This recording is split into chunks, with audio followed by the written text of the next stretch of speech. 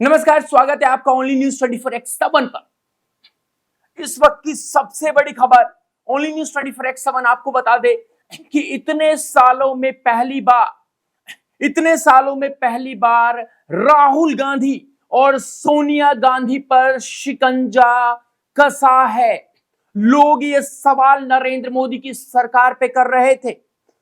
ये सवाल पूछा जा रहा था कि दरअसल इतने दिन हो गए, अब तक राहुल और सोनिया को जेल क्यों नहीं पहुंचाया जा रहा है।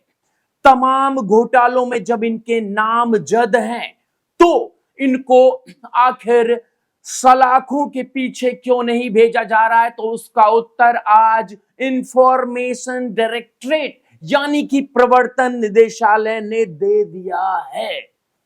आपसे अनुरोध है कि आप इस वीडियो को अधिक से अधिक शेयर करें। जिस पीएमएलए ने अरविंद केजरीवाल को परेशान किया था, उसी पीएमएलए ने अब सोनिया गांधी और राहुल गांधी की नींदें उड़ा दी हैं। हालात यूं हैं कि ये दोनों अपने, राहुल गांधी की बात कर रहा हूं मैं और प्रियंका वाड्रा, ये दोनों अपने जीजा जी के संग, राहुल गांधी अपने जीजा जी के संग और सोनिया गांधी अपने दामाद के संग, और सुनिए, प्रियंका वाड्रा अपने पति के साथ अनशन पर बैठ गई हैं क्योंकि इस परिवार पर आफत एक साथ आई है। सवाल होंगे कि क्या ये जो एक्शन हो रहा है वो चुनावी है। तो चुनावी अगर एक्शन होता तो 2019 में चुनाव हुए थे, उस वक्त भी हो सकता था। 2024 में चुनाव हुए थे, उस वक्त तो 240 सीटों का अंदेशा भारतीय जनता पार्टी को था, उस वक्त भी हो सकता था। तो ऐसी बातें साहब छोड़ दीजिए।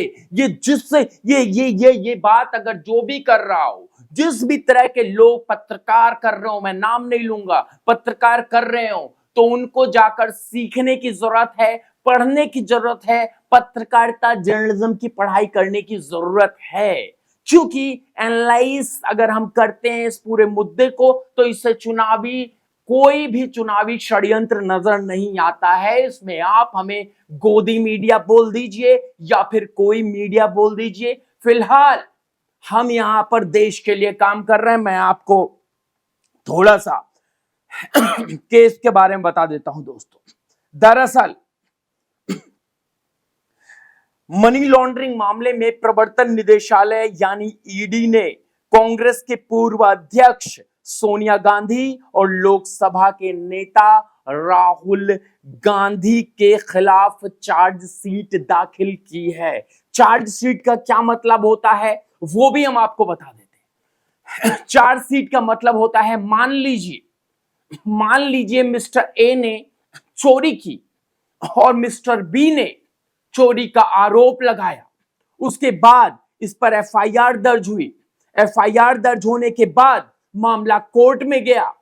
कोर्ट ने काफी साल तक इस पर ट्रायल किया, सुनवाई की, सब कुछ किया, और आखिर में जो मिस्टर ए की पुलिस है, जिसको हम ईडी यहां कह सकते हैं, उसने चार्जशीट दाखिल की, सबूत इकट्ठा किए और वो सबूत की पोटली ले जाकर जज साहब के सामने पेश कर दी गई है। ठीक उसी प्रकार जिस प्रकार से ईडी ने पीएमएलए केस में अरविंद केजरीवाल के खिलाफ चार्जशीट दायर की थी, और चार्जशीट दायर करने के तुरंत बाद जज ने ये ऐलान, माफ कीजिएगा ऐलान नहीं कहते उसे, जो है आदेश कहते हैं, ये आदेश दिया था कि अरविंद केजरीवाल को जेल भेजा जा सकता है। क्यों? क्योंकि ईडी ने जो है रिमांड की मांग की थी। ईडी ने रिमांड की मांग की थी, इस वजह से ये हुआ था। अब यहां पर ईडी रिमांड की मांग करेगी और सोनिया गांधी और साथ में राहुल गांधी को 2014 के बाद पहली बार एहसास होगा कि इस देश में ऐसी सत्ता आई है जो प्रधानमंत्री कहता है ना खाऊंगा ना खाने दूंगा। कमेंट्स बॉक्स में अपनी राय दें। लगता है कि देश हित की खबरें चला रहे हैं तो हमारे नंबर 9717458653 पर हमें अधिक से अधिक आर्थिक सहयोग भेजें। चलिए साहब शुरू करते हैं। ईडी ने मंगलवार यानी 15 अप्रैल 2025 को दिल्ली की राउज एवेन्यू कोर्ट में यह चार्जशीट दाखिल की थी। इस चार्जशीट में सोनिया गांधी को पहला और राहुल गांधी को दूसरा आरोपी नामित किया गया था। जैसा कि भारतीय जनता पार्टी अमूमन भारतीय जनता पार्टी अपने प्रेस कॉन्फ्रेंसेस में भारतीय जनता पार्टी ये कहती रहती है कि आरोपी नंबर ए, आरोपी नंबर बी सोनिया गांधी और राहुल गांधी, ये कहती रहती है भारतीय जनता पार्टी। वो आज सही हो गया और इन दोनों को नामित किया गया है। इसके अलावा कांग्रेस के वरिष्ठ नेता सैम पित्रोदा और पत्रकार सुमन दुबे का भी नाम शामिल है। सुमन दुबे, उनके बारे में मैं बताऊंगा आपको। सुमन दुबे का नाम शामिल है दोस्तों। और ईडी का आरोप है कि कांग्रेस नेताओं ने नेशनल हेराल्ड के प्रकाशक एसोसिएटेड जनरल लिमिटेड यानी कि एजेएल को की 2000 करोड़ रुपए की संपत्ति को महज 50 लाख में रुपए में यंग इंडिया प्राइवेट लिमिटेड को हस्तांतरित किया था। ठीक उसी प्रकार जिस प्रकार से गांधी परिवार का खेल चलता आया है, चाहे वो 6 से 7 करोड़ की जमीन को 50 करोड़ में बेचने का मामला हो, किसानों से 6 करोड़ में ली गई और डीएलएफ को 50 करोड़ में बेच दी गई। यह मामला था हरियाणा का, यह मामला था वाड्रा साहब का। कहते हैं ना कि साहब सन 2000 में वाड्रा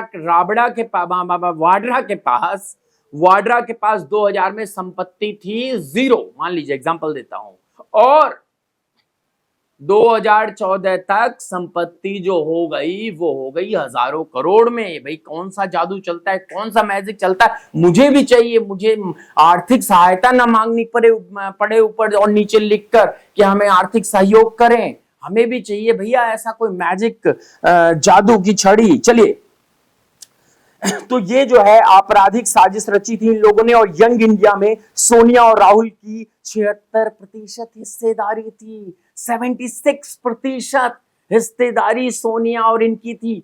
और ईडी ने आज केवल यही चार्जशीट नहीं दाखिल की है बल्कि इस पर कार्यवाही भी कर रही है समयानुसार। चाहे वो लखनऊ का दफ्तर हो, ऑफिस हो, या दिल्ली का ऑफिस हो, मुंबई का ऑफिस हो, सभी जगह एक जो है नोटिस चस्पा करके गई है इंफॉर्मेशन डायरेक्टरेट। इससे गांधी परिवार बौखलाया हुआ है, पूरा इंडी गठबंधन बौखलाया हुआ है। जिस इंदिरा गांधी ने सारे विपक्ष को जेल में ठूस दिया था, वही लालू यादव आज कह रहा है कि सोनिया गांधी के खिलाफ गलत हो रहा है। क्यों? क्योंकि यूपीए के सरकार के अंडर में लालू यादव था और उस पे चारा घोटाला का आरोप लगा था और वो जेल की सजा काट रहा है, जमानत पर बाहर है। चलिए मैं आपको बताता हूं स्क्रीन पर जो है मैं आपको बता देता हूं कि ये मामला 2012 का है जब बीजेपी नेता सुब्रमण्यम स्वामी ने शिकायत की शुरुआत की थी और जिन्होंने गांधी परिवार के एजेएल की संपत्ति को धोखाधड़ी से हड़पने का आरोप लगाया था। ईडी ने 2021 में इस मामले की जांच शुरू की और इस चार्जशीट के बाद दिल्ली की विशेष अदालत ने 25 अप्रैल को इस पर सुनवाई जो है करने का एक तारीख दी है और जहां यह तय होगा कि मामले में संज्ञान लिया जाएगा या नहीं। और अगर संज्ञान लिया जाता है तो बहुत बड़ी बात होगी, लेकिन अगर संज्ञान नहीं लिया जाता है तो 1992-90 के दशक में कॉलेजियम नाम का एक कीड़ा भारत में लाया गया था। क्या कुछ लोग वफादारी करेंगे? सवाल पूछ रहा है ओनली न्यूज 24x7। सवाल पूछ रहा ओनली न्यूज 24x7, क्या कुछ लोग वफादारी करेंगे? और अगर वफादारी करते हैं तो इसका अंजाम पब्लिक क्या कांग्रेस पार्टी को देगी वापस? क्या भारतीय जनता पार्टी इस चीज को भुना पाएगी? कि कॉलेजियम सिस्टम वो पूर्ण रूप से गलत है। हाँ, 2014 में नरेंद्र मोदी की सरकार ने जो नया काम वो उन्होंने कॉलेजियम के जो है एनजेएसी लेकर आए थे, कॉलेजियम के अगेंस्ट एनजेएसी, उसको 2015 में जज साहब लोगों ने खारिज कर दिया, ये बोलकर कि ये तो हम पर प्रहार है, अब राष्ट्रपति पर भी प्रहार कर रहे हैं। मैं कॉलेजियम पे इसलिए आ गया क्योंकि मामला अब जो है सब कुछ उन्हीं लोगों के हाथ में है, उन्हीं जज लोगों के हाथ में है, जिनके घर में करोड़ों, जिनके घर में जो है